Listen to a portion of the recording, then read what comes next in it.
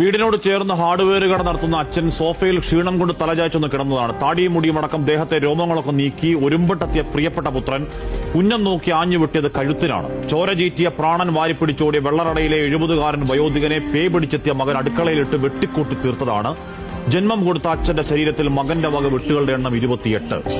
അധികം മുന്നേ അല്ല. താമരശ്ശേരിയിൽ ട്യൂമറിന് ഓപ്പറേഷൻ കഴിഞ്ഞ് അനങ്ങാൻ വയ്യാതെ കിടന്ന സ്വന്തം അമ്മയെ കൈവറയ്ക്കാതെ കഴുത്തറത്ത് കൊന്നൊരു മുടിഞ്ഞവൻ, വടിവാളിൽ മാതൃരക്തവുമായി കുറ്റബോധമേ ഇല്ലാതെ മാധ്യമക്കാമർക്ക് നേരെ ഒരു പരിഹാസ ചുംബനം കൊടുത്തൊരു അന്തകപുത്രൻ ഇപ്പോൾ കുതിരവട്ടത്താണ്. അമ്മയെ കൊന്നൊരു വേദനയിൽ മനോനിലയങ്ങ് തെറ്റിയതല്ല.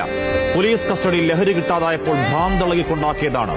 ഇന്നലെ കൊടുങ്ങല്ലൂർ മൊട്ടക്കറിക്ക് സവാള അരിഞ്ഞുകൊണ്ടിരുന്ന അമ്മയുടെ കയ്യിൽ നിന്നും കറിക്കത്ത് വാങ്ങി കോഴിക്കറി കിട്ടാത്ത വാശിക്ക് ചരിച്ചു പിടിച്ച് കോഴിയെ അറക്കുമ്പോൾ അറുത്തൊരുത്തൻ മാസം 3 മുന്നേ അച്ഛന്റെ കത്തിക്ക് കുത്തിയതാണ്. കാരണം എന്താണ് അറിയാതെ ചോദിച്ചു. മോനെ ലഹരിയിൽ നശിക്കുന്നത് എന്തിനാ? ചേന്നമംഗലത്ത് 2 പെൺമക്കളുടെ മുന്നിലിട്ട് അമ്മയടക്കം കൂട്ടക്കൊല നടത്തിയ ഋതുജയനടക്കം ഈ വർഷം തുടങ്ങുന്ന രാത്രി തേക്കുംകാട് മൈതാനത്തിട്ടൊരു 30 വയസ്സുകാരനെ മൊട്ടേന്ന് വിരിയാത്ത 2 പിള്ളേര് കുത്തി വളർത്തിയ വാർത്ത തൊട്ടിങ്ങോട്ട് ഈ പോയ 1.5 മാസത്തെ മാത്രം കാര്യം പറഞ്ഞാൽ ഒരു 4-4.5 മണിക്കൂർ നിർത്താതെ പറയാവുന്ന ചോരയാറാട്ടാണ്. ഈ പ്രബുദ്ധ കേരളം നമ്മൾ അഹങ്കരിച്ചൊരു നാട് മുടിഞ്ഞ് നാറാണക്കലെടുക്കുന്ന ദൃഷ്ടാന്തങ്ങളാണ്. അല്ലാതെ ന്യൂസ് ഡെസ്കിലേക്ക് മണിക്കൂർ കണക്കിന് വരുന്ന കേവലം ക്രൈം വാർത്തകളല്ല. ഇന്ന് നിയമസഭയിൽ സാമാജികൻ PC വിശ്വനാഥ് ഒരു അമ്മയനുഭവം പറയുന്നുണ്ട്. ഏതൊക്കെയോ മയക്കുമരുന്നുകളിൽ മുങ്ങിപ്പോയൊരു പുത്രൻ രാത്രി വീട്ടിൽ വന്ന് വാതിൽ മുട്ടുമ്പോൾ സാറേ പേടിയാണ്. ആ ലഹരിയിൽ അവനെന്നെ കാണുന്ന അമ്മയെപ്പോലെയല്ല.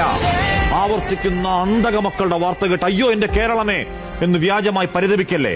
അമ്മയെ സഹോദരിയെ കണ്ടാൽ തിരിച്ചറിയാത്തവണ്ണം രണ്ടാമത് ആലോചിക്കാതെ മാതാവിന്റെ കഴുത്തറക്കാനും മാത്രം തലച്ചോറിൽ തിമിരം ബാധിച്ച തലമുറ പിഴച്ചു പോകുന്ന കാര്യം ഇന്നു രാവിലെ നമുക്കുണ്ടായ തിരിച്ചറിവല്ല.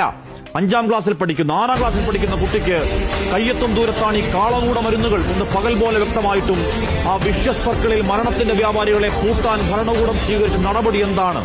വർഷം 3 മുന്നെയാണ് ഒരുമിച്ച് പോരാടാം എന്ന് നാടിന്റെ മുഖ്യമന്ത്രി പറഞ്ഞിട്ട് എന്തെങ്കിലുമായോ പോരാട്ടം?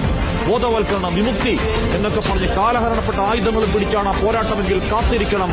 എപ്പോൾ വേണമെങ്കിലും പള്ളക്ക് കയറാവുന്ന ഒരു കത്തി, തലയിൽ കൈ തിരിയും കാണാൻ ബോധം നഷ്ടപ്പെട്ട് പേയിളകിയവരുടെ ബ്രൂട്ടൽ നരഹത്യകൾ, കൗമാരമെത്തും മുന്നേ അടിപ്പെട്ട് ദ്രവിച്ചില്ലാതാകുന്ന ഇളം പ്രായത്തിന്റെ കൂട്ടക്കുഴിമാണങ്ങൾ എന്തെങ്കിലുമൊക്കെ കെൽപ്പോടെ ചെയ്യണം സർക്കാർ. എന്നിട്ടാകാം ഇലപ്പുള്ളിയിൽ വെള്ളമൂറ്റി ലഹരിയുണ്ടാക്കാൻ കള്ളുകച്ചവടക്കാരന് പരവതാനി.